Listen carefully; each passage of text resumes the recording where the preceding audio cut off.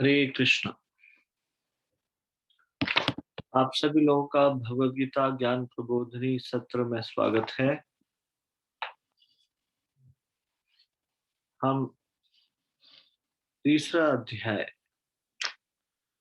ज्ञान चक्षु की प्राप्ति से भगवद गीता यथारूप प्रश्नावली कर रहे से चर्चा कर रहे थे। तो इससे पहले कि हम ये चर्चा आगे बढ़ाएं, कृपया आप सब लोग मेरे साथ ये मंगलाचरण बोलिए। ओम अज्ञानतिमिरान्धस्य ज्ञानाञ्जनशलाकया चक्षुरुन्मीलितं येन तस्मै श्रीगुरुवे नमः।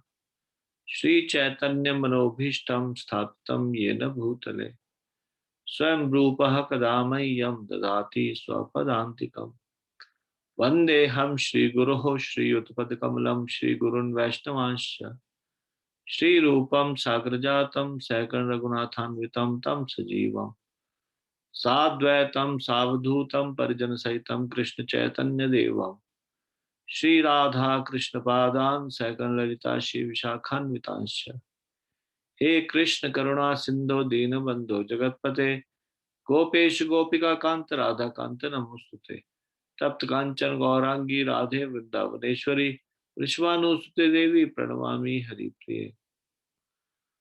वाञ्छाकल्पतरुभ्यश्च कृपा सिन्धुभ्येव च पतितानां पावनेभ्यो वैष्णवेभ्यो नमो नमः।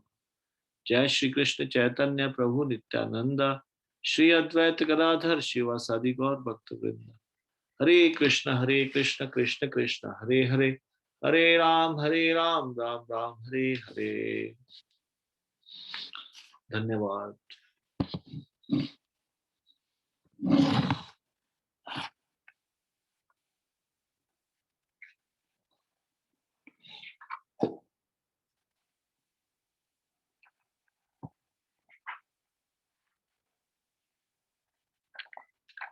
कौन सा श्लोक तक हमने किया था? अभी 3.37 हो गया था, 3.38 करना था। 3.37 में 4.37। सॉरी प्रभु जी, 4.38 होगा।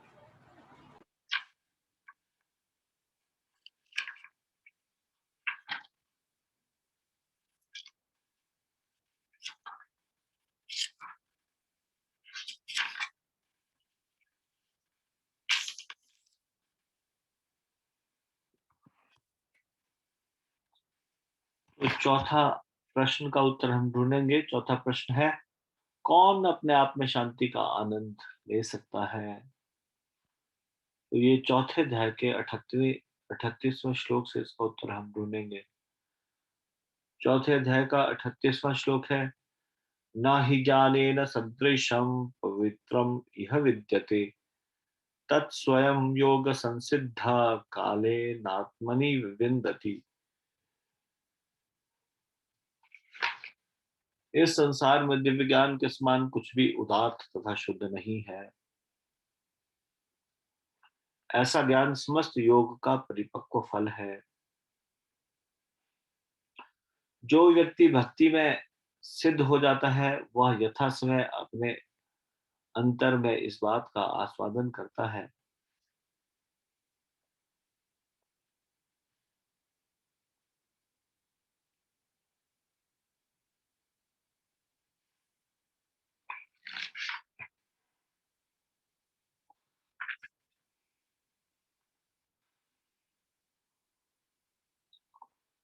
तात्पर्य, जब हम दिव्य ज्ञान की बात करते हैं तो हमारा प्रयोजन आध्यात्मिक ज्ञान से होता है। निसंदेह दिव्य ज्ञान के समान कुछ भी उदात्त तथा शुद्ध नहीं है। उदात्त के बारे में हमने चर्चा की थी, इनकम्पेरेबल। अज्ञान अज्ञान ही हमारे बंधन का कारण है और ज्ञान हमारी मुक्ति का। यह ज्ञान भक्ति का परिपक्व फल है। जब कोई दिव्य ज्ञान की अवस्था प्राप्त कर लेता है तो उसे अन्यत्र शांति खोजने की आवश्यकता नहीं रहती, क्योंकि वह मन ही मन शांति का आनंद लेता रहता है। दूसरे शब्दों में ज्ञान तथा शांति का पर्यवसान कृष्ण भावनामृत में होता है। भगवत गीता के संदेश की यही चरम परिणति है। अब इसका उत्तर दीजिए, हाथ खड़ा कीजिए। कौन अपने आप में शांति का आनंद ले सकता है?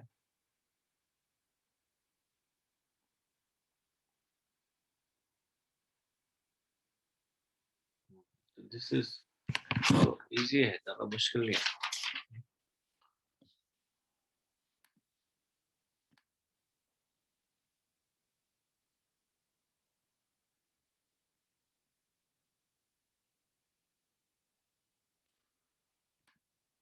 जय प्रकाश प्रभु जी, बोलिए। हरे कृष्णा प्रभु जी, दंडवत प्रणाम। धन्यवाद जी। जब कोई दिव्य ज्ञान की अवस्था प्राप्त कर लेता है तो उसे अन्यत्र शांति खोजने की आवश्यकता नहीं रहती, क्योंकि वह मन ही मन शांति का आनंद लेता रहता है। हरे कृष्ण प्रभु जी। तो कौन कौन अपने आप शांति का आनंद ले सकता है? वो व्यक्ति जिसने दिव्य ज्ञान की अवस्था प्राप्त कर ली हो। ठीक है, जी 39वां श्लोक में हम चलते हैं। 39वां श्लोक निकालिए। 39वां श्लोक इस प्रकार से है। श्रद्धावान लभते ज्ञानम तत्परः संयतेन्द्रियः ज्ञानम लब्ध्वा पराम शांतिम चिरेणाधिगच्छति। जो श्रद्धालु दिव्य ज्ञान में समर्पित है और जिसने इंद्रियों को वश में कर लिया है, वह इस ज्ञान को प्राप्त करने का अधिकारी है और इसे प्राप्त करते ही वह तुरंत आध्यात्मिक शांति को प्राप्त होता है। यहाँ हमको उत्तर ढूंढना है इस प्रश्न का, कौन श्रद्धावान पुरुष कहलाता है? ठीक है, कौन श्रद्धावान पुरुष कहलाता है?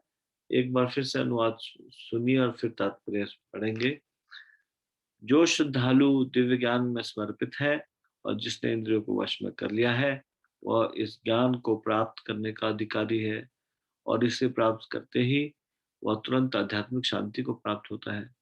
तात्पर्य, ईश्वर में दृढ़ विश्वास रखने वाला व्यक्ति ही इस तरह का कृष्ण भावना भावित ज्ञान प्राप्त कर सकता है। वही पुरुष श्रद्धावान कहलाता है जो यह सोचता है कि कृष्ण भावना भावित होकर कर्म करने से वह परम सिद्धि प्राप्त कर सकता है। यह श्रद्धा भक्ति के द्वारा तथा, सभी लोग एक साथ बोलिए, हरे कृष्ण कृष्ण कृष्ण हरे हरे, हरे राम राम राम हरे हरे मंत्र के जाप द्वारा प्राप्त की जा सकती है, क्योंकि इससे हृदय की सारी भौतिक मलिनता दूर हो जाती है। इसके अतिरिक्त मनुष्य को चाहिए कि अपनी इंद्रियों पर संयम रखे। जो व्यक्ति कृष्ण के प्रति श्रद्धावान है और जो इंद्रियों को संयमित रखता है, वह शीघ्र ही कृष्ण भावनामृत के ज्ञान में पूर्णता प्राप्त करता है। तो ये प्रश्न का उत्तर दीजिए, कौन श्रद्धावान पुरुष कहलाता है? हाथ खड़ा कीजिए। कौन श्रद्धावान पुरुष कहलाता है?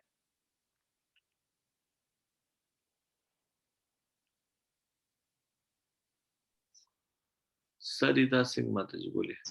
हरे कृष्णा प्रभु जी, दंडवत प्रणाम। धन्यवाद। श्री कृष्ण में दृढ़ विश्वास रखने वाला व्यक्ति इस तरह का कृष्ण भावना भावित ज्ञान प्राप्त कर सकता है, वही पुरुष श्रद्धावान कहलाता है। प्रभु जी हरे कृष्णा प्रभु, दंडवत प्रणाम। ये कैसा उत्तर दिया आपने? वो उस पहले वाले सेंटेंस के साथ वही पुरुष श्रद्धावान कहलाता है। असलियत में सेकंड सेंटेंस में वही पुरुष श्रद्धावान कहलाता है जो यह सोच सकता है। ये उत्तर है, पहले वाला सेंटेंस उत्तर नहीं है। जी जी प्रभु जी। पढ़िए ध्यान से, देखिए क्या लिखा है। वही पुरुष श्रद्धावान कहलाता है जो ये सोचता है कि कृष्ण भावना भावित होकर कर्म करने से वह परम सिद्धि प्राप्त कर सकता है। यह बस श्रद्धा भक्त। जी जी प्रभु जी। बस रुक जाइए। तो ये वही पुरुष श्रद्धावान कहलाता है, पहले सेंटेंस से थोड़ी नहीं जुड़ा हुआ, यहाँ से जी जुड़ा हुआ है। सेकंड सेंटेंस है, जी जी प्रभु ध्यान से उत्तर देना है। जी प्रभु जी। हरे वही कृष्ण। पुरुष श्रद्धावान कहलाता है जो यह सोचता है कि कृष्ण भावना भावित होकर कर्म करने से वह परम सिद्धि को प्राप्त कर सकता है। ठीक है, म्यूट कर लीजिए।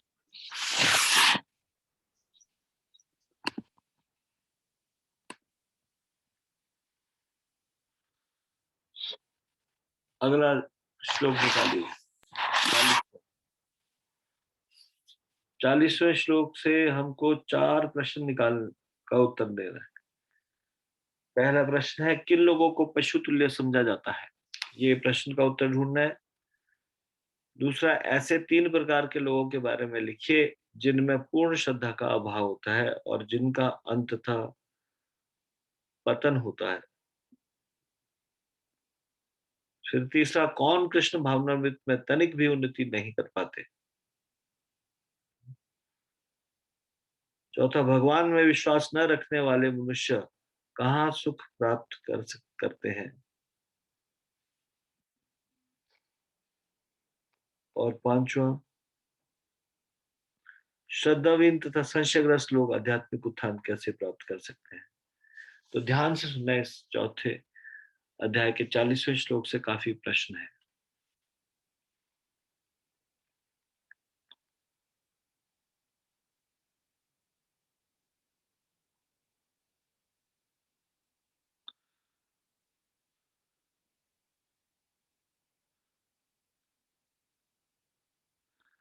अज्ञश्च अश्रद्धानश्च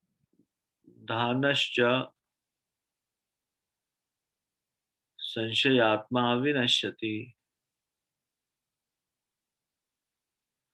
नायं लोकोस्ति न परो न सुखम संशयात्मनः। किंतु जो अज्ञानी तथा श्रद्धा विहीन व्यक्ति शास्त्रों में संदेह करते हैं, वे भगवत भावनामृत नहीं प्राप्त करते, अपितु नीचे गिर जाते हैं। संशय आत्मा के लिए ना तो इस लोक में ना ही परलोक में कोई सुख है।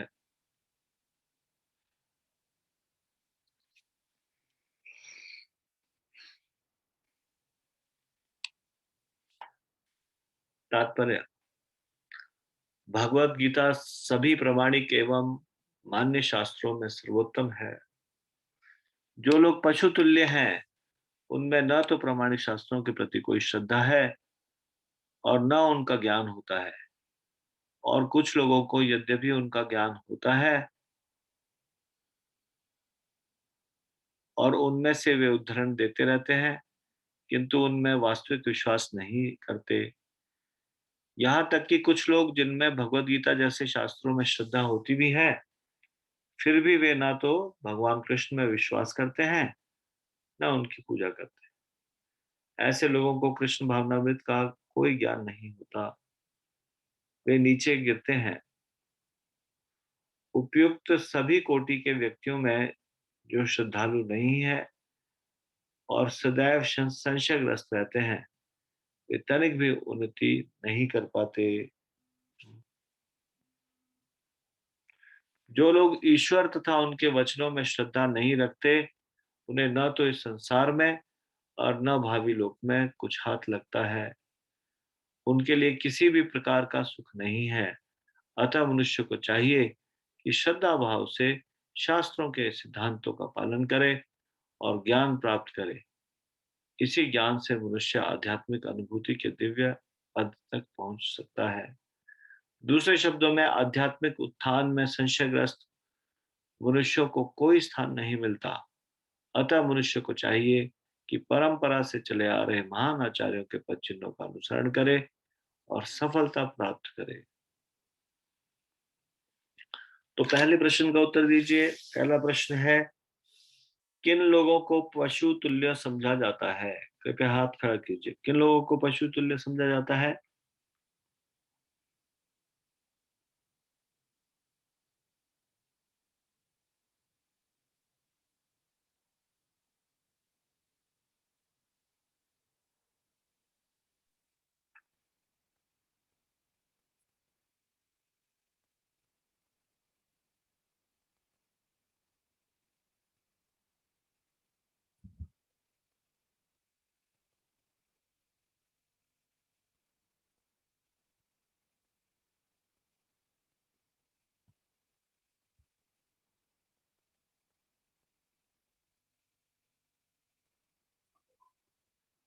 देव प्रेयसी माता जी बोले। हरे कृष्णा प्रभु जी, दंडवत प्रणाम। धन्यवाद जी। प्रभु जी आवाज आ रही है? जी बोलिए। प्रभु जी आवाज आ रही है? जो लोग पशु तुल्य हैं उनमें ना तो प्रमाणिक शास्त्रों के प्रति कोई श्रद्धा होती है और ना ही उनका ज्ञान होता है, और कुछ लोग को जब भी उनका ज्ञान होता है और उनमें से वे उद्गम देते रहते हैं। हरे कृष्णा प्रभु जी, दंडवत प्रणाम। वे लोग पशु तुल्य हैं प्रभु जी। उदाहरण देते रहते हैं, उसके बाद सेंटेंस कंप्लीट नहीं करोगे। हाँ जी प्रभु जी, किंतु उनमें वास्तविक विश्वास नहीं करते। हाँ, तो आपने कैसे डिसाइड किया यहाँ से फुल स्टॉप करेंगे? हाँ जी प्रभु जी, सॉरी पेज पन्ना पलट गया था एकदम से। क्या अभी भी क्लियर नहीं? कौन है पशु तुल्य लोग? जो प्रमाणिक शास्त्रों के प्रति श्रद्धा नहीं रखते और उनका ज्ञान भी नहीं रखते, और कुछ लोगों को जब भी उनका ज्ञान भी होता है और उनमें उदाहरण देते रहते हैं, अभी अपनी मत देते हैं प्रभु जी, किंतु उनमें वास्तविक विश्वास नहीं करते।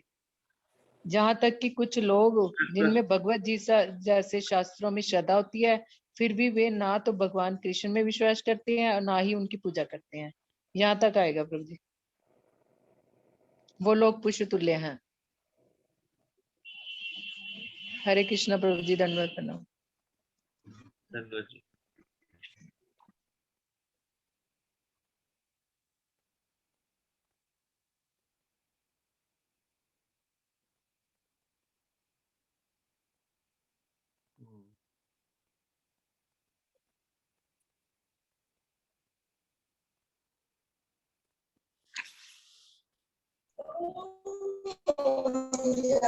चढ़ाई हुई आवाज देखी।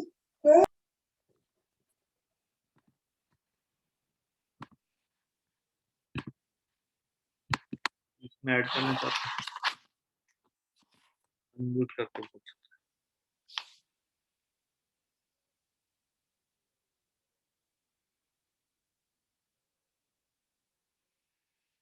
ठीक है, नेक्स्ट प्रश्न है, ऐसे 3 प्रकार के लोगों के बारे में लिखिए जिनमें पूर्ण श्रद्धा का अभाव होता है और जिनका अंततः पतन होता है।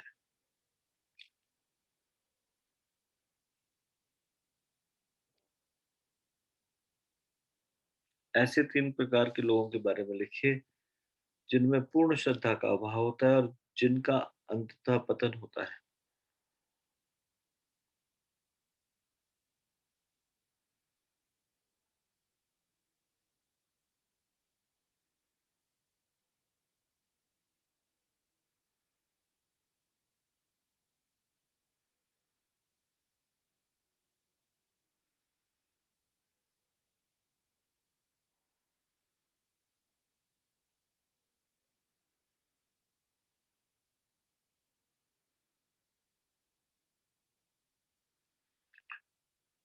कलावती माता जी बोलिए।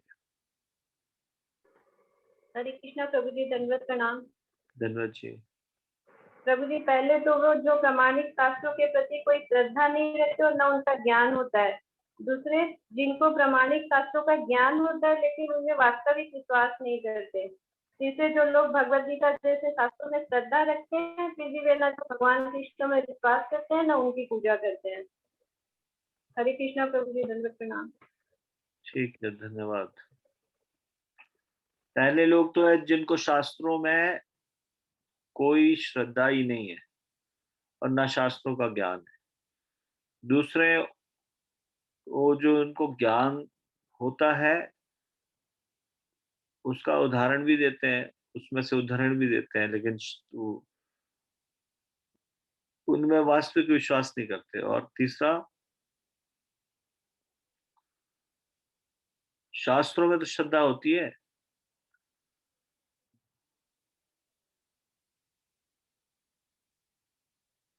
पर भगवान कृष्ण में विश्वास नहीं करते, ना उनकी पूजा करते।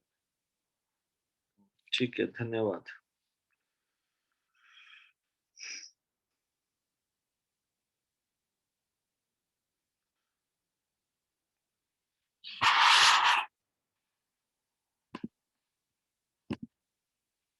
तीसरा प्रश्न,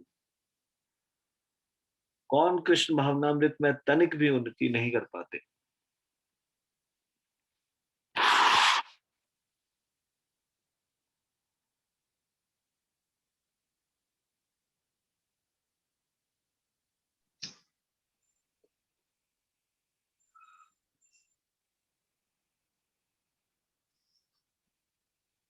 शुद्ध भाव रूपा मत।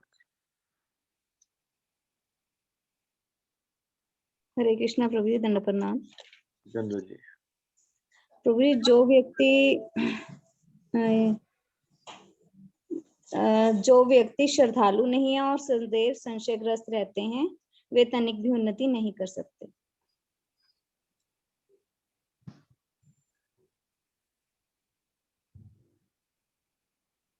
हरे कृष्णा प्रभु जी। और कोई इसमें ऐड करना चाहता है? हरे कृष्णा प्रभु जी, दंडवत प्रणाम। चंद्र जी।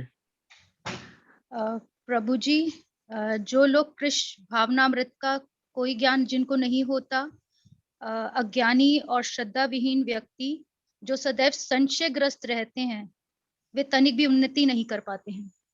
हरे कृष्णा प्रभु जी।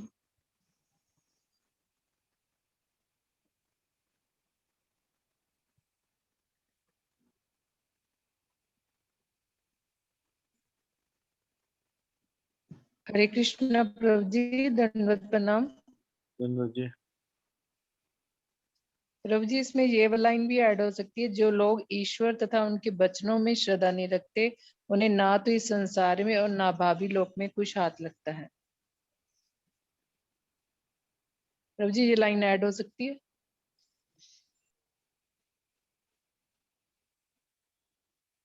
पूरा बस ये जो बोला उन्होंने उसमें ये ऐड किया आपने,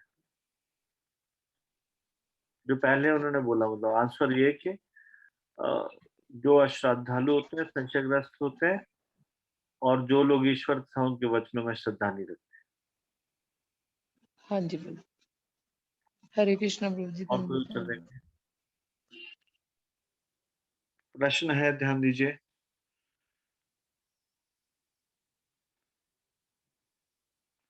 कौन कृष्ण भावनामृत में तनिक भी उन्नति नहीं कर पाते?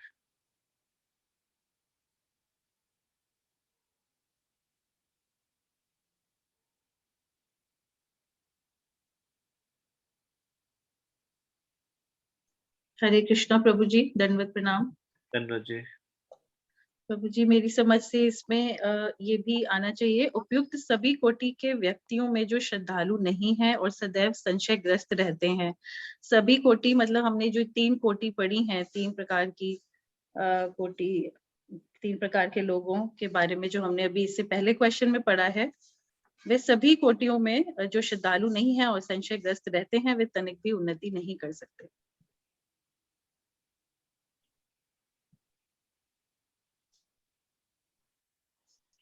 हरे कृष्णा प्रभु जी।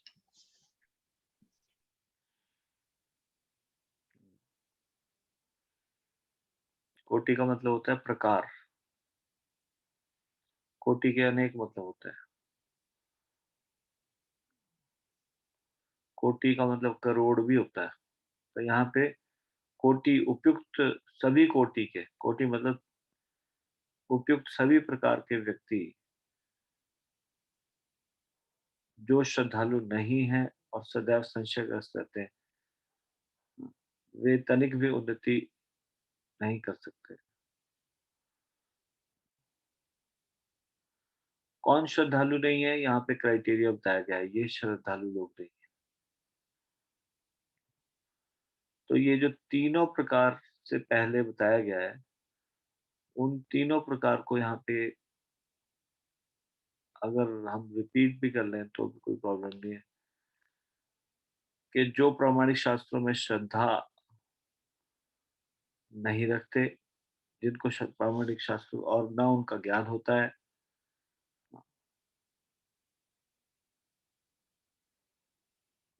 जो शास्त्रों के बारे, जिनको शास्त्रों का ज्ञान तो होता है किंतु उनमें वास्तविक विश्वास नहीं होता, और जो भगवत गीता जैसे शास्त्रों में श्रद्धा रखते हैं लेकिन भगवान कृष्ण में विश्वास नहीं रखते या नहीं करते। ये सभी प्रकार के लोग श्रद्धालु नहीं हैं और वे सदैव संशयग्रस्त रहते हैं, और ये सभी प्रकार के लोग तनिक भी उन्नति नहीं कर सकते। पिछले प्रश्न के उत्तर में हमने ये 3 चीजें कही थी। अभी इस प्रश्न के उत्तर में उपयुक्त नहीं कर सकते, हम इन 3 चीजों को मेंशन कर सकते हैं। ये 3 प्रकार के लोग।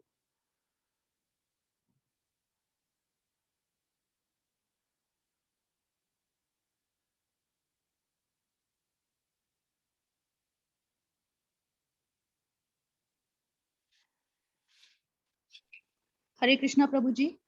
हरे प्रभु कृष्ण। जी, हम ये कह सकते हैं ना कि जिन लोगों को कृष्ण भावनामृत का कोई ज्ञान नहीं होता प्रभु जी, वो उपयुक्त तीनों उसमें ही आ जाते हैं ना प्रभु जी, जिन्हें कृष्ण भावनामृत का कोई ज्ञान नहीं है। हाँ, कोई इनोसेंट भी हो सकता है कृष्ण भावनामृत का कोई ज्ञान ना हो, क्योंकि अभी तक किसी ने बताया नहीं उसको, तो उससे क्लियर नहीं होता ये कहने से। लेकिन प्रभु जी उसके साथ हम ये लिख रहे हैं कि और वो अज्ञानी तथा श्रद्धा विहीन व्यक्ति है और सदा संशय से ग्रस्त रहता है। हाँ, तो ये आप अभी ऐड कर रहे हो, पहले आप बोल रहे हो। नहीं नहीं नहीं प्रभु जी, मैंने पहले भी यही बोला था क्या? कि वे लोग जो कृष्णा भावनामृत का कोई ज्ञान नहीं होता, अज्ञानी तथा श्रद्धा विहीन व्यक्ति जो सदा संशय से ग्रस्त रहते हैं, वे तनिक भी उन्नति नहीं कर पाते।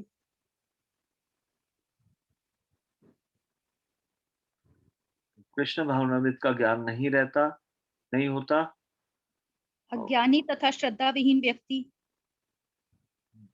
अज्ञानी तथा श्रद्धा विहीन व्यक्ति, जो ये सदैव संशय से ग्रस्त रहते हैं।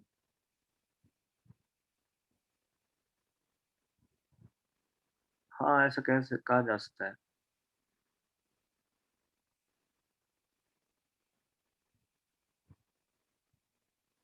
ये तनिक भी उन्नति नहीं कर पाते।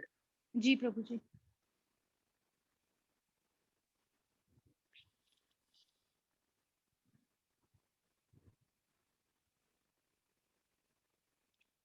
नेक्स्ट क्वेश्चन है, भगवान में विश्वास न रखने वाले मनुष्य कहाँ सुख प्राप्त करते हैं?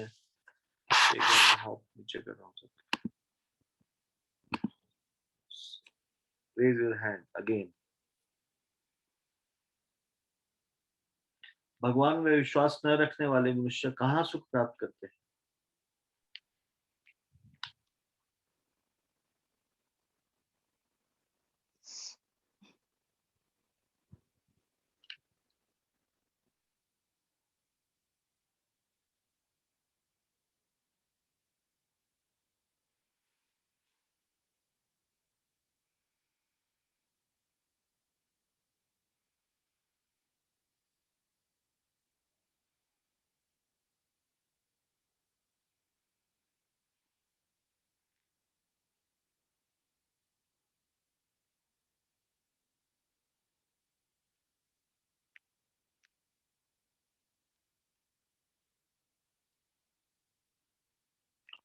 कोमल सिंह जी माता। हरे कृष्णा प्रभु जी, दंडवत प्रणाम। दंडवत जी। भगवान में विश्वास न रखने वाले मनुष्य कहीं भी सुख प्राप्त नहीं कर सकते, न इस संसार में न भावी लोक में। हरे कृष्ण प्रभु जी, दंडवत प्रणाम। ठीक है, धन्यवाद।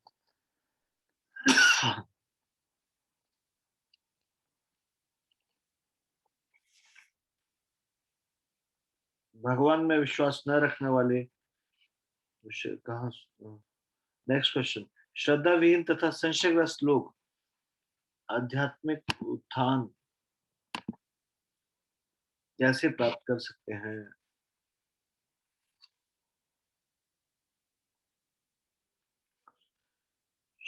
श्रद्धाविहीन तथा संशयग्रस्त लोग आध्यात्मिक उत्थान कैसे प्राप्त कर सकते हैं?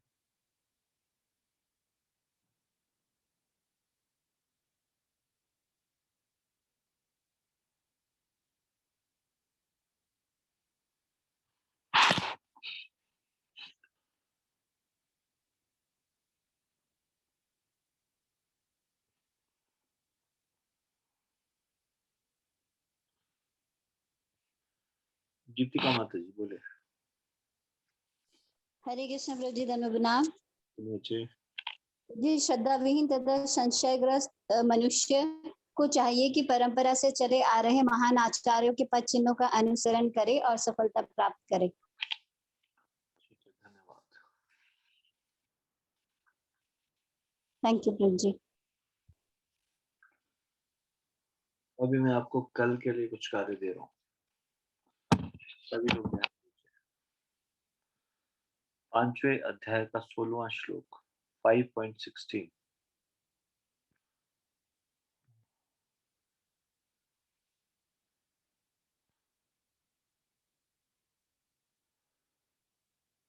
आठ श्लोक, 8 प्रश्न इसी में से। अगर 5वें अध्याय का 16वां श्लोक ध्यान से अगर आप पढ़ते हो तो 8 श्लोक इसमें से। मोहग्रस्त कौन होता है? पूर्ण ज्ञान कब प्राप्त होता है? अभद्र विचार कौन सा होता है? यदि कोई स्वयं ईश्वर होने का दावा करता है तो आप इस तात्पर्य के आधार पर चुनौती कैसे देंगे? सच्चा ज्ञान प्राप्त करने की क्या विधि है? किसी मनुष्य को आत्मा का ज्ञान होने पर भी समस्या का सामना करना पड़ता है।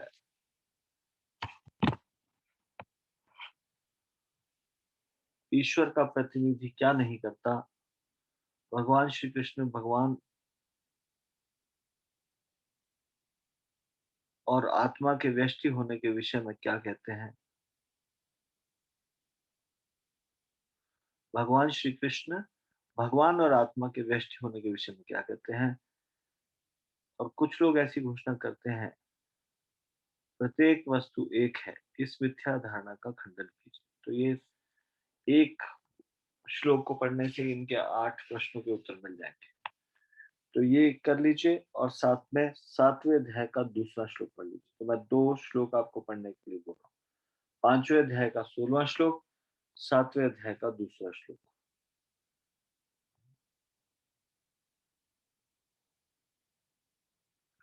यदि संभव हो तो तीसरा भी पढ़ लीजिए, 7वें अध्याय का तीसरा श्लोक। तो ये 3 समझ लीजिए।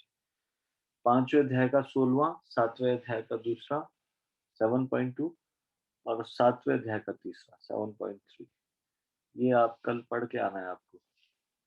और ये जो प्रश्न इसमें दिए हुए हैं, इस प्रश्न को घर से आप एकदम से उसको देखिए, आप उसको सॉल्व करके आइए ताकि यहाँ पर आपको तुरंत आंसर दे सके। ठीक है, हम इसको यहीं पे विराम देते हैं। प्रभु जी, यस माता जी। प्रभु जी, ये जो श्लोक ये अपना 40 श्लोक 4th चैप्टर का जो था उसका लास्ट लाइन में जो दिया, दूसरे शब्दों में आध्यात्मिक स्थान में संशयग्रस्त मनुष्य को कोई स्थान नहीं मिलता। तो प्रभु जी, यहाँ जो क्वेश्चन है, श्रद्धाविहीन तथा संशयग्रस्त लोग आध्यात्मिक स्थान कैसे प्राप्त कर सकते हैं? तो यहाँ तो शायद ऐसे नहीं समझा रहे क्या? ना मेरे को समझ गलती है कि कोई स्थान ही नहीं है उनका। ये मुझे क्लियर नहीं हो रहा है प्रभु जी। ये था कि श्रद्धाहीन तथा संशयग्रस्त लोगों का आध्यात्मिक उत्थान कैसे प्राप्त कर सकते हैं। पहली बात तो संशयग्रस्त मनुष्य का कोई स्थान नहीं है ना इस प्रकार से ना। लेकिन अतः इसलिए मनुष्य को क्या करना चाहिए, अगर वो संशयग्रस्त हो भी तो उन लोगों के लिए बताया गया है कि परंपरा से चले आ रहे महान आचार्यों के पद चिन्हों का अनुसरण करें और सफलता प्राप्त करें। तो यानी कि जब वो महान आचार्यों के पद चिन्हों का अनुसरण करेंगे और तो वो संशय रहित हो पाएंगे और फिर उनका उद्धार हो पाएगा। जब तक वो संशयग्रस्त रहेंगे तब तक उनका कोई उनका आध्यात्मिक,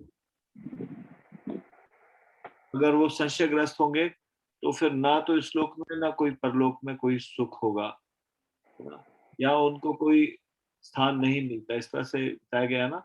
तो उनको संशय रहित होना पड़ेगा। तो उनको क्या करना चाहिए, ये लिखा है ना इसमें, उनका आध्यात्मिक उत्थान कैसे प्राप्त कर सकते हैं। आध्यात्मिक उत्थान ऐसे प्राप्त कर सकते हैं कि वो महान आचार्यों के पद चिन्हों का अनुसरण करें और फिर संशय रहित हुए और फिर सफलता प्राप्त करें। ठीक है माता जी। जी प्रभु जी, थैंक यू प्रभु जी।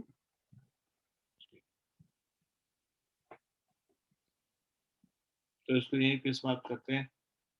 श्रीमद् भगवत गीता की जय, शिल प्रभुपाद की जय, निताई गौर प्रेमानंदे, हरि हरि बोल। धन्यवाद।